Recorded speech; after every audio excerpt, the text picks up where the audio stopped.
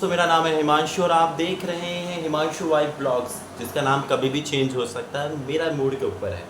तो आज का थंबनेल तो आपने देख ही लिया होगा, रूम की सफाई। ऐसा आलसी बच्चा तो मुझे रूम की सफाई करना बिल्कुल नहीं पसंद है, लेकिन क्या करूँ, कंटेंट के लिए तू समझा? हाँ। नहीं, तू समझा नहीं। कुछ भी करना पड़ता है। तो पहला स्टेप तो ये है, एक आलसी, दिल्लज और निष्ठुर बच्चे के लिए पहला स्टेप ये होता है कि उसको कुछ खाना पीना चाहिए। तो खाने पीने से ज़्यादा आपको पीने पे ज़्यादा फोकस करना चाहिए, बिकॉज कॉफ़ी में होती है एनर्जी और आपको सफाई करने में देगा हेल्प। तो चलिए इसे कंप्लीट करते हैं।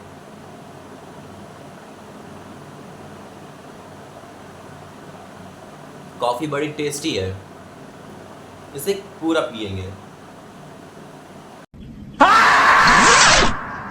कॉफ़ी पीने के बाद बहुत एनर्जी आ चुकी है, तो पहले मैं आपको अपना रूम दिखाऊंगा। उससे पहले मैं आपको बताना चाहूँ कि मैं बहुत ज़्यादा आलसी हूँ।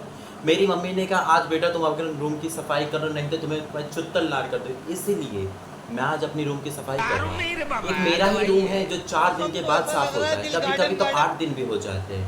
मैं अपनी असलियत आपको बता रहा हूँ, आप भी वैसे ही हैं लेकिन नहीं बताना चाहिए। आप कमेंट में अपने आप को ज़रूर बताइएगा, आप भी अपना रूम रोज़ साफ़ करते कि 4 दिन के बाद करते मेरी तरह। तो रूम पहले आपको दिखा देते हैं कि कितना ज़्यादा गंदा है।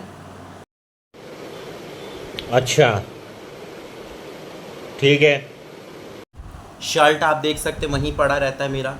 कभी भी मैं अगर कॉलेज के बाद आके शर्ट उठा के उसे वॉशिंग मशीन रख दूँ, बहुत बड़ी बात होती, वैसे रख देता हूँ। देख सकते कचड़े ऊपर ही पड़े रहते हैं मेरे।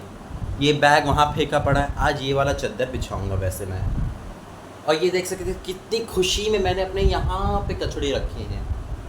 ज़मीन ऐसे गंधार है, वो हमारा अस्त्र है, आप सब देख सकते हैं, ये है हमारा अस्त्र, इसी से करनी है हमें सफाई।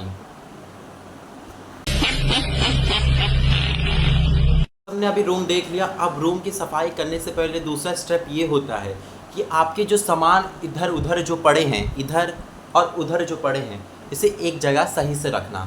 तो दूसरा स्टेप आपका ये होता है कि आपका जो सामान है आप उसे एक अच्छी जगह असेंबल करें, क्योंकि आपकी लाइफ तो असेंबल हो नहीं रही है, लेकिन आप अपना सामान ज़रूर असेंबल करके रखिए।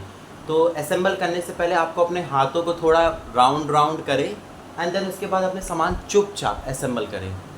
बहुत स्ट्रगल है वैसे ज़िंदगी में।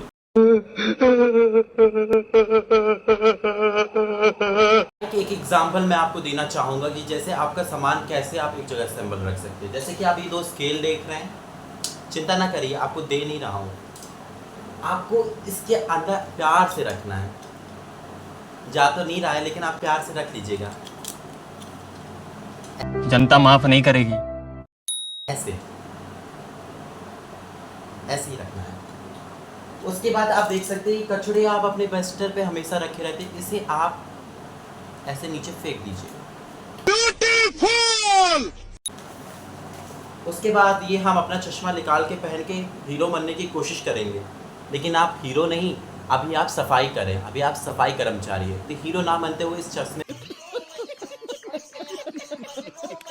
एकदम खाली करने के बाद आप यहाँ पे आप अपना सामान फिर से रखेंगे एकदम असेंबल करके। मैंने कहा था आपकी ज़िंदगी असेंबल नहीं, लेकिन अपने सामान को असेंबल ही करके रखें। आपसे ज़्यादा इम्पॉर्टेंट कोई सामान हो तो उसे आप कवर लगा के जरूर रखें। जैसे कि ये लैपटॉप बहुत ज़्यादा इम्पॉर्टेंट है मेरे लिए, तो इसको मैं कवर के साथ ही रखूँगा, तो इसे आप कवर में रखें, क्योंकि अनकवर रखेंगे तो समझदार के लिए इशारा ही काफ़ी होता है।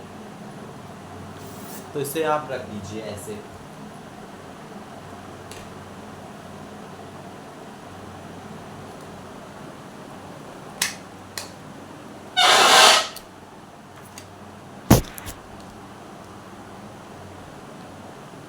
कभी आपको सफाई करते समय कुछ ऐसे सामान भी मिल जाएंगे जो आपको 10 साल पहले नहीं मिला लेकिन अब मिल जाएगा, तो आपको खुश नहीं होना, उस सामान को इस्तेमाल करना है। जैसे कि मुझे अभी एक घड़ी मिली नॉइस की, जो मेरी थी 2 साल पहले खो चुकी थी, मतलब 20 दिन पहले खोई थी, मेरे लिए 2 साल के बराबर था। वो मुझे अब मिली, अब इसे मैं चार्ज करूँगा और इसे इस्तेमाल करूँगा। और कभी कभी आपको रूम की सफाई करते समय कुछ चिल्लड़ भी मिल सकती है, जैसे कि मुझे अभी 2 रुपये मिला है, आपको 10 मिल सकता है, क्योंकि आप अमीर लोग होंगे और मेरी तरह गरीब होंगे तो 1 रुपये से ज़्यादा आपको ज़्यादा नहीं मिल सकता है। तो इससे ज़्यादा आप उम्मीद ना रखिएगा। तो सफ़ाई करने के ये 2 बेनिफिट आपको पता चाहिए, आपका खोया हुआ सामान मिल सकता है, आपको चिल्लर मिल सकते हैं। तो ये 2 चीज़ें आप ध्यान पे रखिए। देखिए सफाई करने के बहुत फ़ायदे हैं। तो अब दूसरा काम होता है बिस्तर का चीड़-हरण करना, वो मैं आपको अभी दूसरे वीडियो में बताता हूँ। जैसा कि आप सब अभी देख सकते हैं ये नया चद्दर आ चुका है, तो इस पुराने चद्दर को हटाना ही पड़ेगा, क्योंकि जब नई चीज़ें आती हैं ज़िंदगी में तो पुरानी चीज़ों का कोई महत्व नहीं होता है। इसे आप चुपचाप इसका चीड़-हरण करेंगे। ओह! पुराने चद्दर को हटाने के बाद अब नए चद्दर को बिछाया जाएगा। ये हमारा दूसरा स्टेप होता है। पुराने चद्दर को हटाएं और नए चद्दर को लगाइए। तो इसको नए चद्दर को मैं तब तक बिछाता हूँ, तब तक अगर वीडियो अच्छा लग रहा हो लाइक शेयर और सब्सक्राइब आपको करना ही पड़ेगा, क्योंकि मेहनत तो मैं पूरा ही कर रहा हूँ। मैं बहुत ज़्यादा थक चुका हूँ इसको बिछाते बिछाते, मुझे पसीना पसीना हो गया हूँ, तो इसलिए मैं थक चुका हूँ, क्योंकि मैं आलसी हूँ। तो मैं फिर से कॉफ़ी पीऊँगा। आपको ऐसे बीच बीच में ब्रेक लेना ही पड़ेगा, क्योंकि एक साथ अगर आप सफाई करेंगे तो मज़ा नहीं आएगा। ये है सबसे भयानक रूप, जहाँ पे आपको पंखा बंद करके झाड़ू लगाना पड़ेगा। तो ये सफाई का सबसे डेंजरस स्टेज है। उससे पहले आपको 6 घंटे की नींद और 5 बार आपको खाना खाना ज़रूरी है, क्योंकि आप मेरी तरह आलसी हैं। तो आपको खाना आपकी ज़िंदगी की सबसे पहली प्रायोरिटी होनी चाहिए। तो चलिए इसे शुरू करते हैं। गाइस मुझे बहुत ज़्यादा डर लग रहा है इस पंखे को आप बटन बंद करने में। अब पंखा बंद हो चुका है। साला ये दुख का खत्म नहीं होता बे। इतनी गर्मी है तो आपको एकदम सुपर हीरो की तरह आपको झाड़ू को उठाना है और झाड़ू को ऐसे इस मोशन में देखिए, ऐसे ऐसे ऐसे आपको झाड़ू लगाना है, क्योंकि आपकी ज़िंदगी तो पूरी झड़ चुकी है, लेकिन आप अपने रूम को अच्छे से झाड़ेंगे। लोगों को आप अच्छे से झाड़ पाएँ या ना झाड़ पाएँ, लेकिन अपने रूम को पूरा अच्छे से साफ करें। तो मैं आपको सिखा दे रहा हूँ, फिर से देखिए। आपको ऐसे हाथ को ऐसे मोशन में आपको करना है। तो रूम में जब झाड़ू लग जाएगा तब मैं आपसे फिर बात करूँगा। कचरा बीच में आ ही गया है, आप इसे आप झाड़ू की सहायता से आराम से इसे प्लास्टिक के बर्तन में कर लेना है। इसे बर्तन कहते हैं कि क्या कहते हैं मुझे पता नहीं, आप मुझे कमेंट करके ज़रूर बताइएगा। आपको अपने रूम में पोछा लगाना। अब ये स्टेज आसान भी है और मुश्किल भी है। आसान इसलिए है कि अगर आप इसका इस्तेमाल करते हैं, इसका तो आसान है। मैं अभी आपको इसको पूरा दिखाऊंगा। और मुश्किल इसके लिए है कि अगर आप ऐसे पोछे का इस्तेमाल कर रहे हैं जो हर घर में होता है, तो आपको उसके लिए आपको कमर झुकानी पड़ेगी और आपको लगाना पड़ेगा, जिसमें आपको कमर दर्द भी हो सकता है। मेरे जैसे आलसियों के लिए ये सबसे ज़्यादा अच्छा है। अगर आपके पास ये ना हो, जो मैं अभी आपको दिखाता हूँ, रुकिए। अगर आपके पास ये ना हो तो आप इसका इस्तेमाल करें, ये ज़्यादा बेहतर होता है। ये फ्री ऑफ कॉस्ट होता है और आप इसे 10 बार, 20 बार, 30 बार, 40 बार आप जब तक चाहे उतना इस्तेमाल कर सकते हैं। आप इसे भी कर सकते हैं, लेकिन इसके लिए पैसे लगते हैं। Why, Dada? Why? This is business. This is my. जो आप सबके पास होगा। मैं बहुत ज़्यादा अच्छा हूँ, तो इसलिए मैं आपको दोनों का इस्तेमाल करना बताऊंगा। तो पहला इस्तेमाल हम इस पोछे का करेंगे। आपको कुछ नहीं करना है, आपको मैं दिखाता हूँ।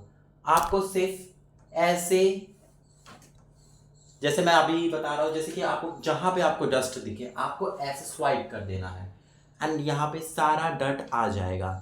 तो पोछे का इस्तेमाल, कपड़े का इस्तेमाल से जो पोछा बनाइए उसका ऐसे करते हैं। अब इसके लिए मैं आपको बताता हूँ कि कैसे करते हैं। तो रुको जरा, सबर करो। बोला धक्का बुक्की नहीं करने का, आराम से लेने का। हाँ, इसको इस्तेमाल करने के लिए आपको कुछ नहीं चाहिए। पहले आपको पानी चाहिए, उसके बाद आपको इसमें इसको डालना है एंड इसको स्क्वीज़ करना है। स्क्वीज़ करने के बाद आपको इसे चुपचाप इसको हटा देना है एंड उसके बाद आपको पूरे रूम भर में आपको ऐसे सफाई करनी है। तो उम्मीद है आपको समझ आ गया होगा। तो मैं अपना रूम का पहले सफाई कर लेता हूँ, देन मैं आपको फिर बताता हूँ। चलो भाई देखो अब मैं क्या करता हूँ। उसके बाद आपको सिर्फ अपने गंदे जो कपड़े हैं उसे आपको जाके वॉशिंग मशीन में धुलना है। मेरा चद्दर और मेरा शर्ट बस गंदा है, तो इसलिए मैं अपना ये दोनों जाके धुलूँगा। उम्मीद है आज का ब्लॉग आपको अच्छा लगा होगा, बहुत इन्फॉर्मेटिव था और सब रिलेट कर पा रहे होंगे सफाई को लेके। तो तब तक के लिए बाय बाय, मिस यू, और फिर मिलते हैं नेक्स्ट ब्लॉग में। Think I've been here before. I know that I must have met you in a